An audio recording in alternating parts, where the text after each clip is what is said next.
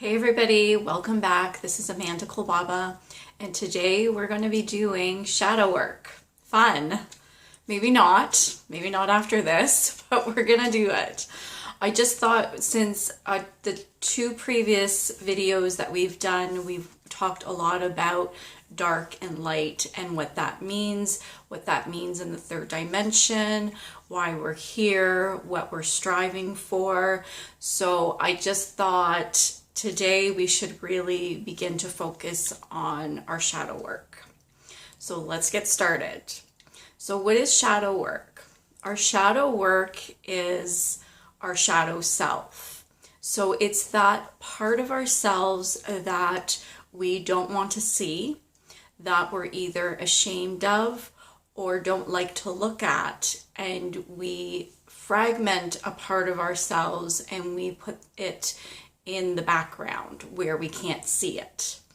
The problem with that is that our shadow side is wanting to come back into the light, is wanting to be a part of you again, because it is a part of you, and will keep causing issues for you in your life until you focus on them.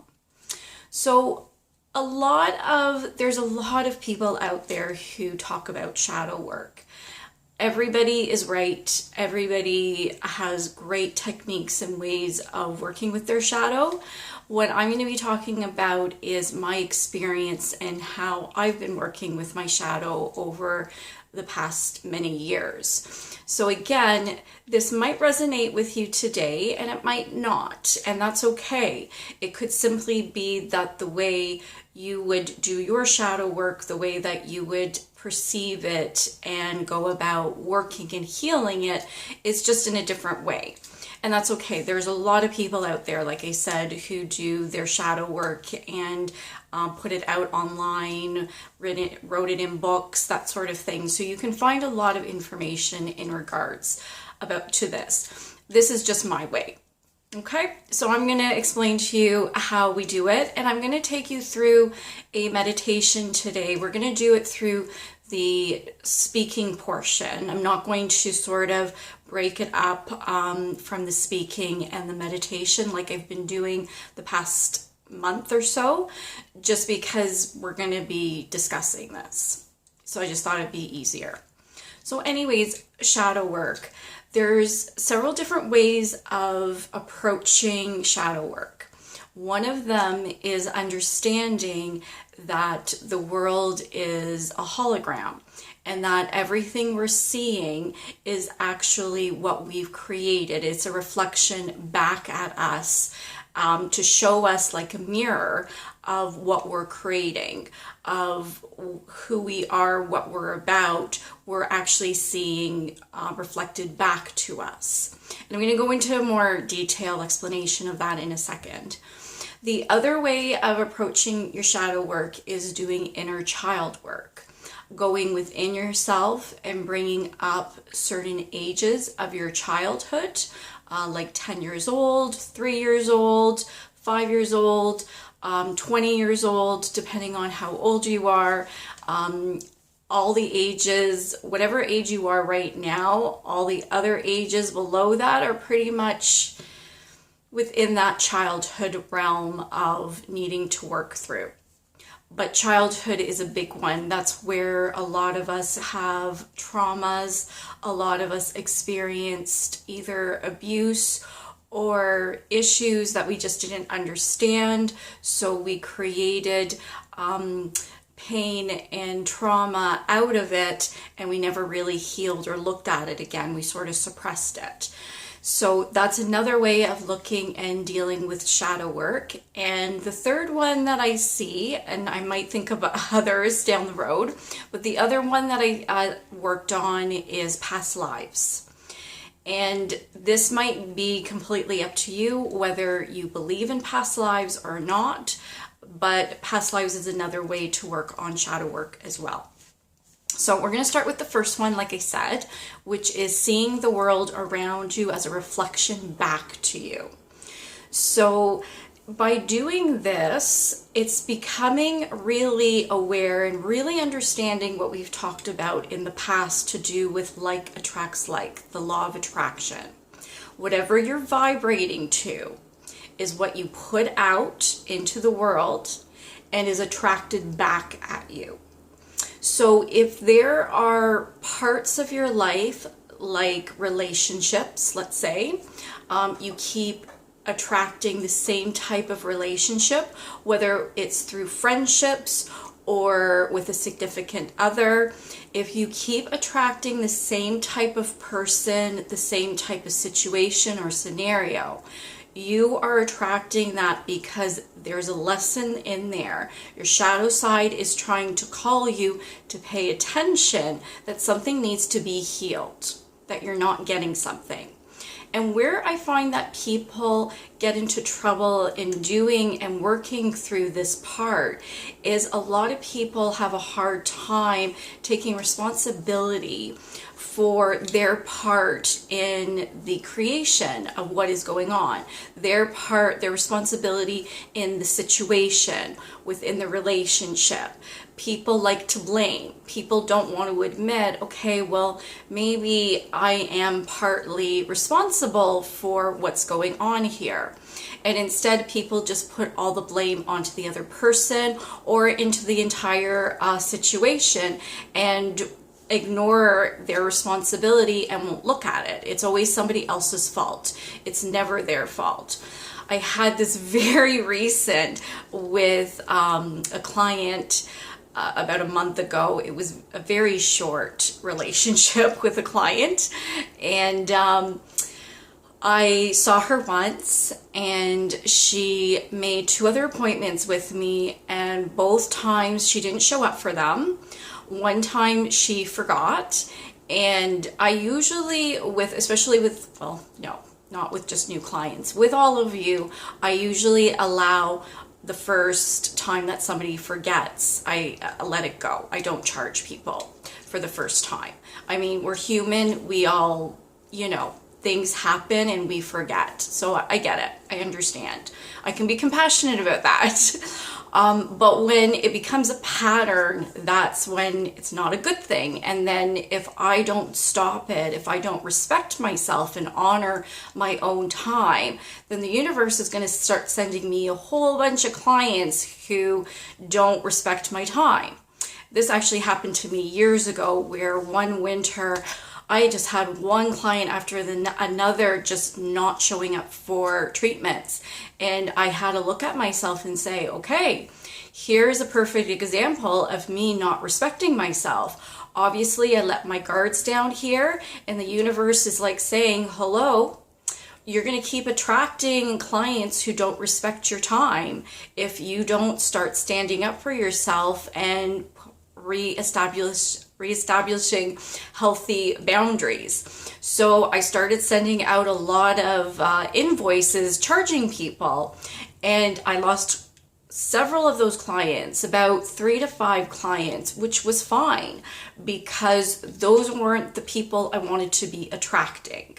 I was attracting people who weren't respecting me. I needed to attract clients who did respect me. So that was a big lesson for me there. And coming back, I digressed here. Going back to the client about a month ago, this was more to do with her than me. But again, I had a part to play in this too, where I needed to stand up for myself again. And the third time that I spoke to this woman, she was late and wasn't going to come for an appointment because I believe it was a Saturday and part of the subway line was down. So she ended up being quite late for her appointment. And she called me to say if she should still come. And I said, yeah, at least we'll get in, maybe 20 minutes out of your half-hour appointment. Well, when she found out I was going to be charging her for the full 30 minutes, she refused to come and refused to pay me.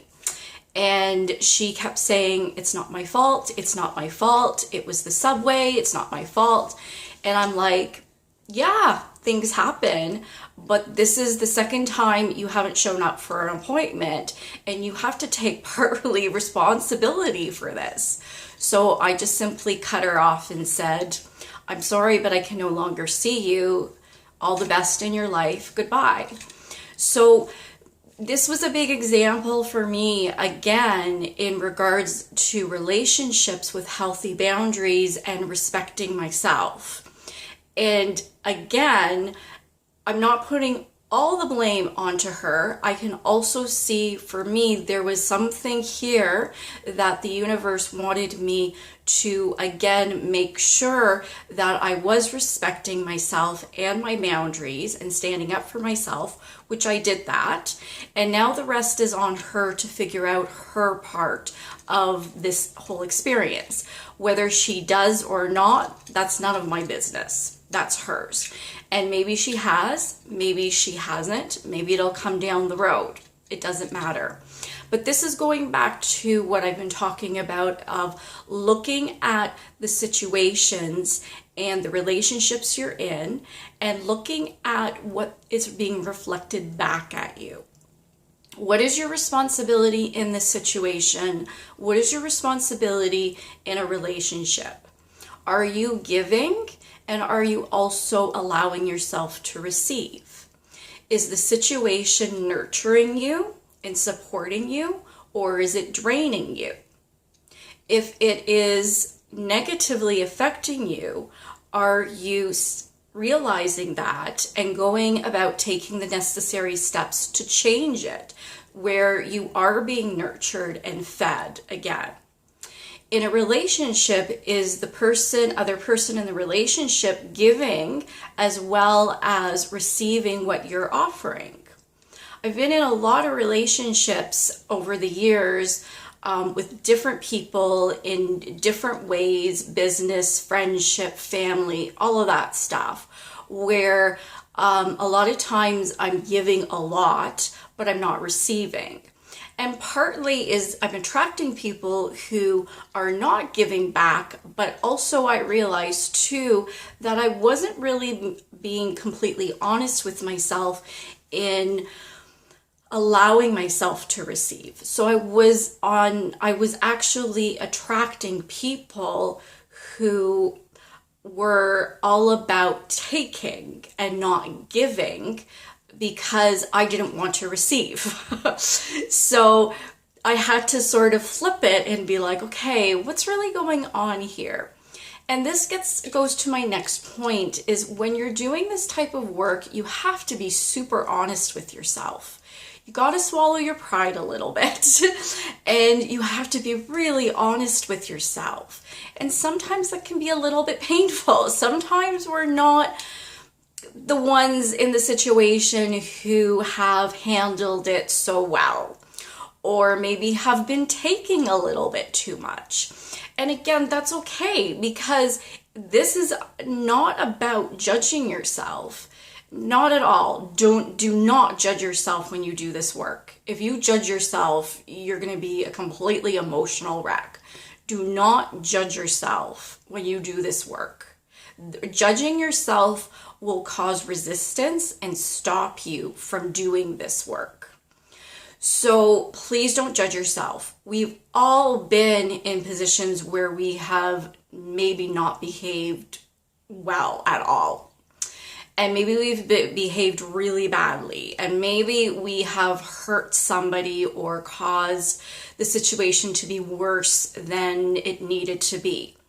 That's okay, because the universe doesn't care about that. The universe cares that you receive the wisdom of that lesson.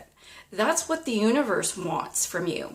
And I don't know if you remember, and if you saw the video on the third dimensional realm, energies of the third dimensional realm, I used the example of being at university and in a course, and you're researching and you're studying and you're learning.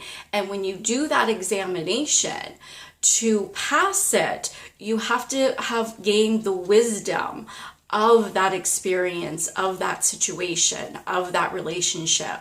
And whether the experience ended up being where you had to realize and face the truth that maybe you didn't handle it very well, or you weren't the greatest to somebody else, the universe doesn't care. It cares that you figured it out. It cares that you gained the wisdom of that situation, and that makes you more whole. That makes you more compassionate. That opens your heart up more, and it helps you, number one, to attract better, healthier situations or relationships into your life, but makes you a more caring person.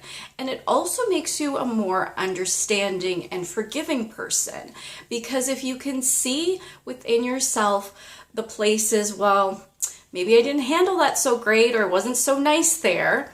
But when you forgive yourself, I mean, that's unconditional love right there. And if you can forgive yourself, you can start to forgive others who've done things to you. And also understand maybe their side or what they were trying to learn and figure out in that situation. And the hurt feelings, you can let that go and instead send them love and light, and hope that they figure things out. And then you can send compassion to other people, and really understand what they're going through because you've gone through it.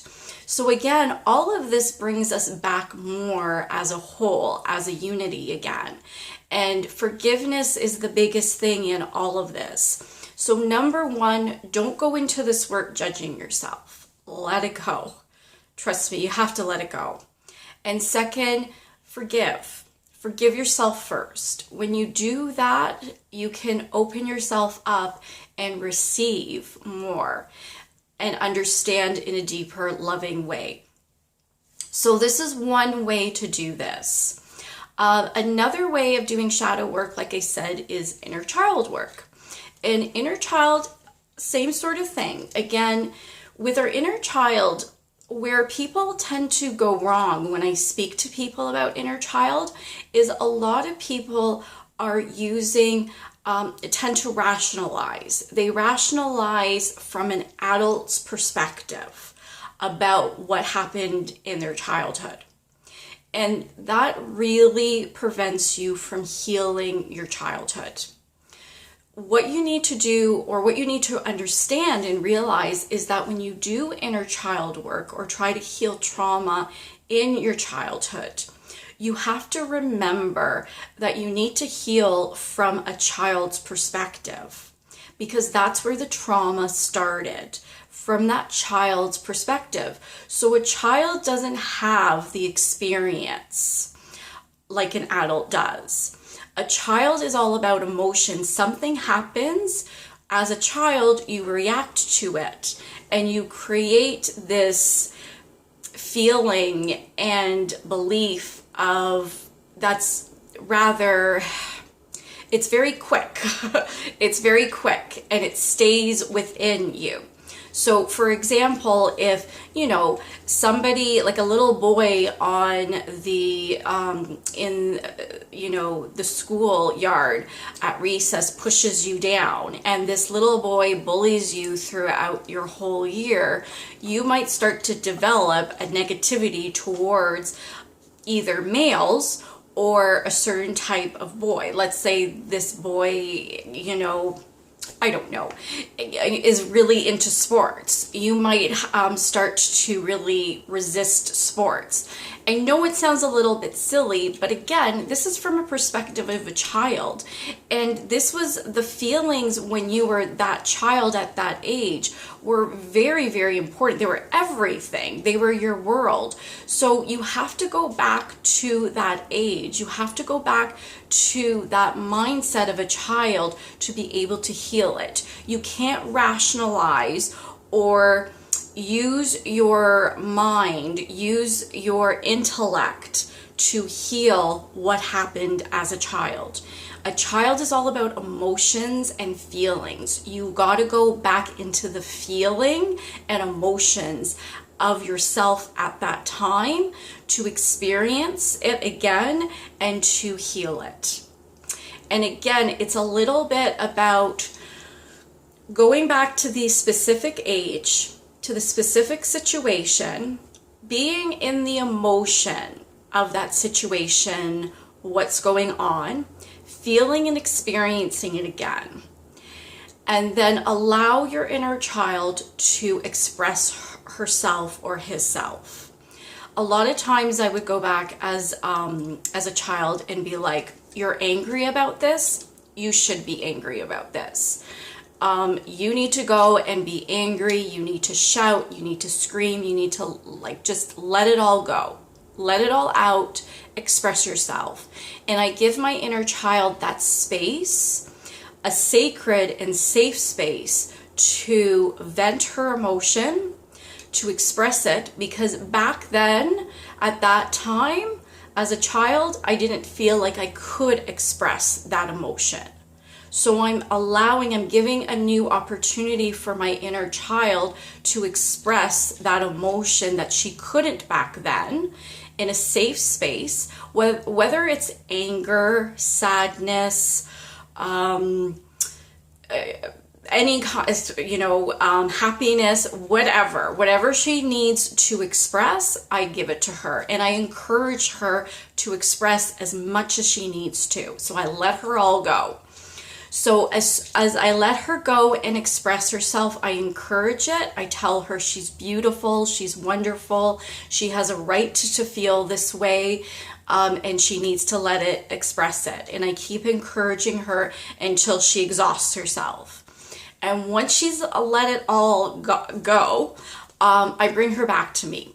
I let her sit on my lap and I nurture her like I'm her mother.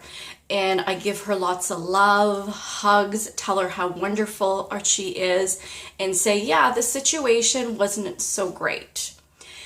And then I start to show her maybe what was really going on.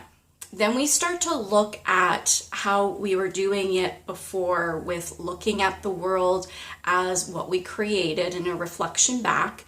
And we would look at and try to find together what lesson, what wisdom was going on here. After all that emotion is gone and done with, and we feel like, yeah, this was not great, I was not happy about it, I did not want to deal with this, but it did happen. And now we look together as to figure out, what was the message here? What was the lesson? What was the wisdom? And after we do that, I say to her, because I see her as a part of myself, but I also see that we have fragmented. So I call her back into myself. I'll say to her, let's be one together. Let's do the work together. Let's move forward in life together. Because something at that time with that experience caused us to be fragmented away from each other. My inner child to move away from herself, and I bring her back into myself, and we feel whole again. That's sort of the way I do it. I've always done it this way. I do the same thing with past lives that I get. We're not going to go fully into past lives today. You guys let me know if you want me to. I probably will do past lives, but you guys let me know in comments if you want to go full into past lives, because we can do not only a whole talk about how to work in past lives, how to access your past lives, and to heal them. And that's a whole, I think, other video. So today I think we'll just do the first two, the inner child work, as well as just starting to see the reflection of your outside world as learning, and as a reflection back at you in what you need to heal within yourself. Okay, so let's get into a little bit of a meditation. I'm going to talk you through this meditation and bring you back out. Maybe just leave you with a couple of pointers before we finish. But I wanted to sort of really, help you, push you into this a little bit, or not push you into it, but give you a little push into this that hopefully you will find helpful and beneficial, especially for past healing and also moving forward in life. So like we always do, please get into a comfortable, quiet position where you're not going to be disturbed by anybody or anything around you. And like we always do, always begin to focus on breath, breathing nice and deeply into your abdomen, filling your body, feeling it expanding. And as you exhale, feel yourself letting go and relaxing. And continue to do this for a couple of moments on your own as we get into this meditation.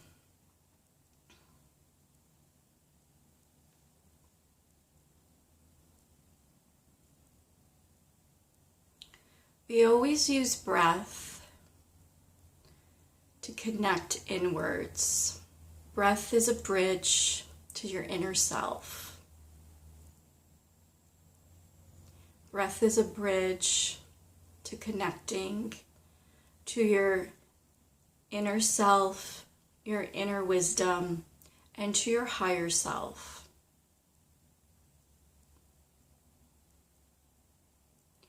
We receive messages from our guardian angel and our spirit guides on the molecules of the air molecules. We receive messages. So as you breathe in deeper, as you receive, allow yourself to receive oxygen into the cells of your body.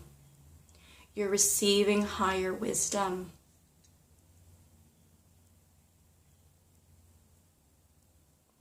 This is why when you're stressed out, you start to breathe quite shallow and you become more stressed. You increase anxiety and panic. When you relax yourself and force yourself to breathe deeply into the abdomen, you go into a deeper place and a higher vibrational place to receive the messages, the wisdom, the guidance that you need. Breath is everything. If you don't do anything except deep breathing, you're doing a lot.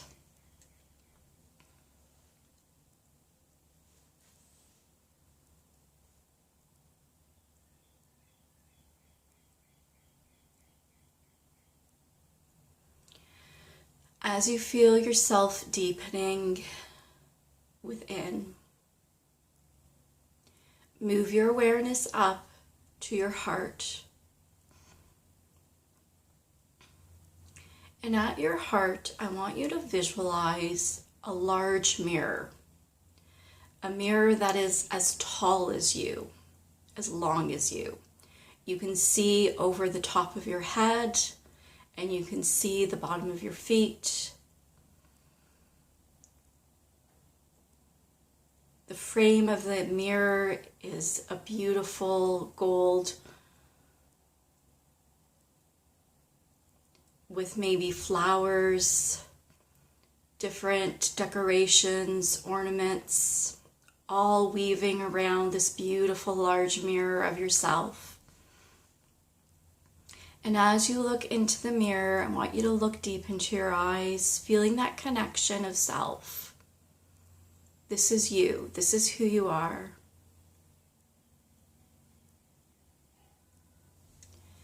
Now I want you to see that this mirror is cracked.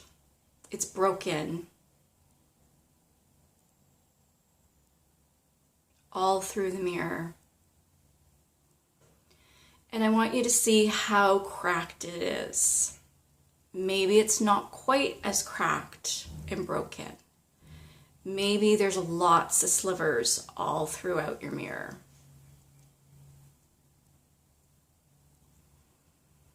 And it shows you as fragmented. I want you to look at one piece that's fragmented from the whole, or just pick one area. And I want you to look into that one piece. And through intention, feeling, using your imagination, whatever comes to you, whatever guidance, I want you to look at that little piece, because this is a part of you. This is you. And I want you to see what that piece symbolizes to you as a part of you. It is an area that needs healing. What part of it is you? Does your inner child appear in this piece? If so, what age? How does she or he look? What could be going on here?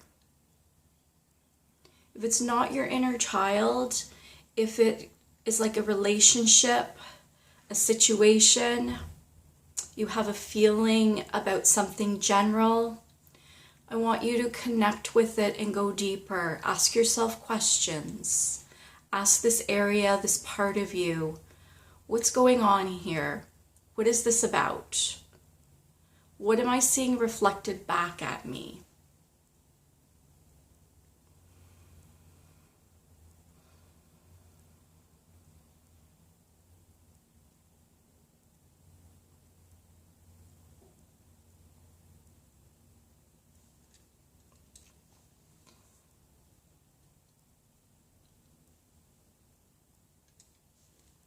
If you're getting an inner child, allow her or him to express themselves to you with you not judging. You are only allowed to support and give encouragement and agreement. Agree with him or her. They are right.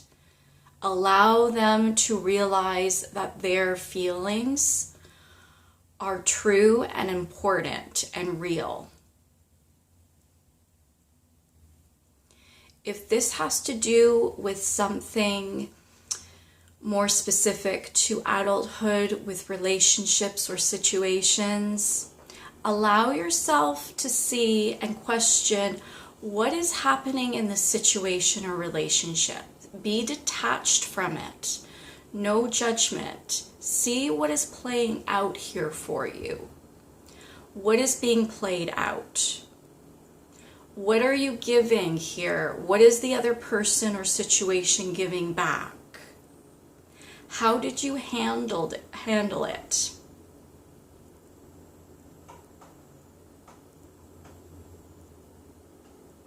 And now flip it.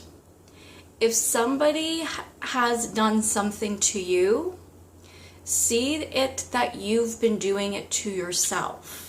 And if you've been doing this to yourself, how have you been doing it to yourself? In what ways?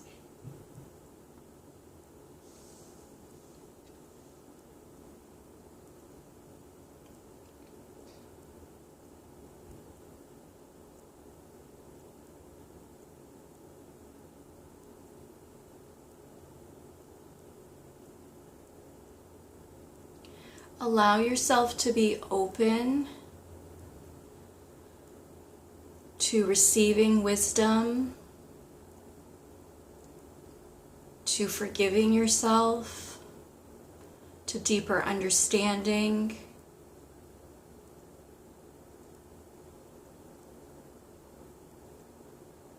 Yourself to receive the wisdom and the understanding of what you've experienced here now today. Know that you can come back here and continue this work on your own at any time. But slowly bring yourself, your awareness back into yourself with your breath, breathing nice and deeply into the body, and take a moment now to just reflect on what you have received.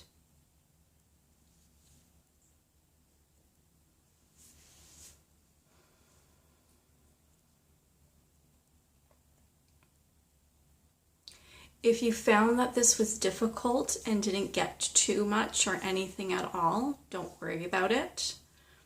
This is about practice, and this also might not be the right way or method of doing this, of doing your own shadow work, and that's okay.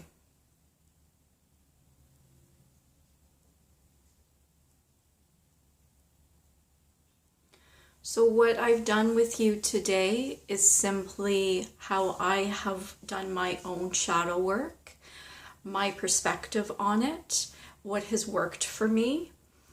I hope some of this has helped you and you can carry it through, or has given you some ideas of what you could do on your own if you so want to do your shadow work. But as you do reclaim those parts of you that you have suppressed, pushed away, fragmented. And as you become more whole, as you take your power back, because you can't be in your power if you're fragmented, if you've pushed parts of yourself away. It's just not possible. So as you take the parts back that you had suppressed or pushed away from yourself, you begin to feel your power, your strength returning, and you find that life is a lot more easier. It flows better. You attract and create a lot better situations and people into your life, and that's always a huge plus. So it's up to you though. We all have free will. This is your choice. Do what you need to do. Take what you want to take from this. But I do hope it has helped you all. Please feel free to leave any comments below. If you've enjoyed this, please like and share with others, and you can subscribe if you haven't below. Thank you so much. I will see you all next week. Love and light. Have an amazing week and all the best. Mwah.